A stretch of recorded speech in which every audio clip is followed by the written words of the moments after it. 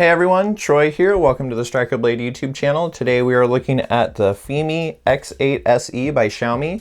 I have timestamps in the description to jump to different parts of the video. You'll also find where to purchase one of these as well. Now I've seen many reviews on this drone, and now that I own one, I have to tell you, it's completely different to own than what's been reported so far. Many reviews seem to be reading from the product spec sheet and then saying it's groundbreaking just to get you to click their affiliate link. Hopefully this review will be different from what you've seen on this drone so far. Alright, here's what it's like.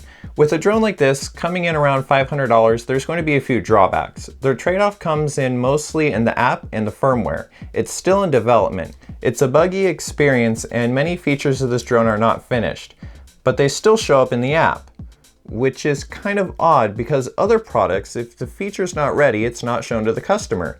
Whereas on the X8, everything is. But some of it doesn't work. As I go through the photo and video sections, I'll point these out. And if I've forgotten anything, I'll list it at the end of this video. There's a few things this drone does really well. The first is video, and thank God! I'm so tired of drones that have crappy 1080p, garbage 2K, and then great 4K. This drone is amazing across the board. So many cameras like the Osmo Pocket or the Parrot Anafi have this terrible post-processing that ruins 1080p, and that's not the case with this drone. Thank you. Thank you. Getting into the numbers, 4K is 100 megabits, which has the most detail. 2.7K is good, but you do notice some artifacts during motion. Because of its low bitrate, I wouldn't recommend 2K 60 FPS. Most of my 1080p files are around 45 megabits bitrate. It's a lower resolution than 2K, so more data can go to pixel information. It looks really good. 1080-60 uses the same bitrate, so it doesn't look too fancy, unfortunately. Okay, a few things to mention when it comes to recording video. 1080p 30 FPS has this problem where it restarts the video recording randomly with a progressively lower bitrate.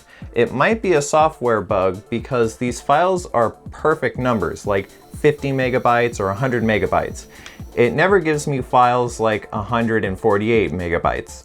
Sometimes I will get a slow SD card error, which might explain the issue, but it only does it when recording 1080p. If I switch over to 4K, it'll record the videos just fine, with no breakups, even if the slow SD card error shows. I've also tried 3 different Samsung cards, 2 of them being brand new, and at some point they've all given me this error.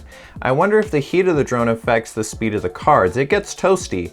The memory card slot hits 115 degrees after flight. I don't know, something's going on there. Back to the video, the colors on the default setting look a bit oversaturated with a bit too much contrast, but you can change them in the settings. The numbers I run are 54 and 48.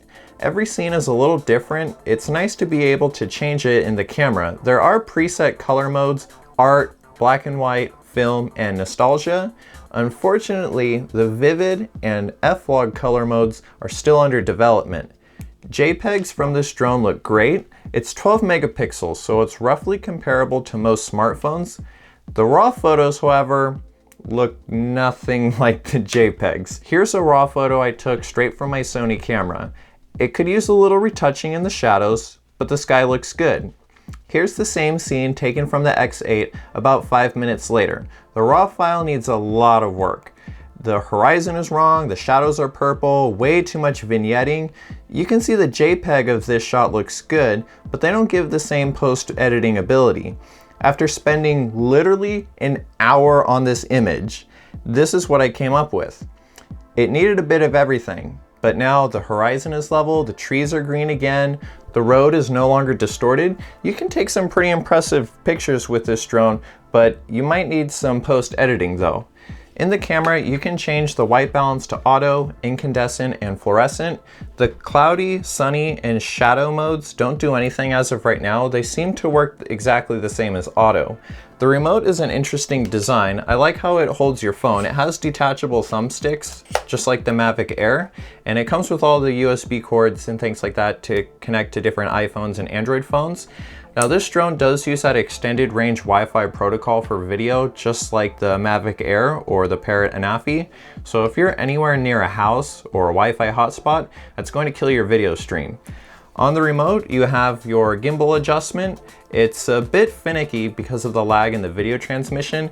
It's hard to be precise when changing the tilt. It might not show up right away on your phone screen, and when you don't see it move, naturally you move the wheel farther. And then when it updates on your phone screen, you've tilted the camera too far. A firmware update could fix this, but it could just be a side effect of using Wi-Fi for video transmission. I experienced the same problem with my Anafi, but my Mavic Pro, which uses OcuSync, I never had that issue. One thing I know can be fixed through the firmware is the exposure wheel. It works like half the time. And if I turn the dial more than a single click at a time, it won't register my input at all. Sometimes the numbers will change to +3 or -3, but the image the drone is capturing doesn't change. And other times it does change. It's kind of a mixed bag with this one. It's awkward how it transfers videos to your phone. On the SD card, it saves an MP4, an RLV, and this weird video format called THM. And that THM file is what shows up on the app and transfers to your phone. So there's no way to view the high quality MP4 video from your phone. And that THM file looks really bad. It looks like a screen recording of the already choppy video stream. It also is an odd video type, so your photo or gallery app isn't going to recognize it, which means you can't share videos from your phone. I did a time lapse of the sunset and it hovered for a full 30 minutes before it landed at 10%. So doing the math, 10% of 30, we get 3 minutes, add that to our total, 33 minutes to hit 0 battery, just as advertised. Before the speed round, we have to talk about the elephant in the room, and that's the gimbal. You've seen the tilt in all of my pictures and videos. It does not keep level on the horizon. This is likely a software issue and it will eventually be fixed. Calibrating and then taking off isn't going to fix the issue, as others have suggested. I feel like any abrupt movement of the drone or a slight banking turn is going to result in the camera losing its horizontal setting. If you fly it really slow, and I mean like really slow, you can avoid it from interfering with your shot. Two features I haven't been able to find is the histogram and the overexposure warning. Now these aren't absolutely necessary when filming, but they are helpful tools to get our exposure just right. It doesn't have a focusing mechanism, so things closer than 15 feet can look a little soft. And if I try to make an account, it says my email is not a valid format. Sometimes the page for changing photo and video settings randomly freezes and you have to restart the entire app. It's very frustrating, especially when you're in middle of a flight. Manual exposure for video doesn't do anything, like nothing. The X8 has some bugs and missing features, but the only one that I would say really affects the operation of the drone is the gimbal issue.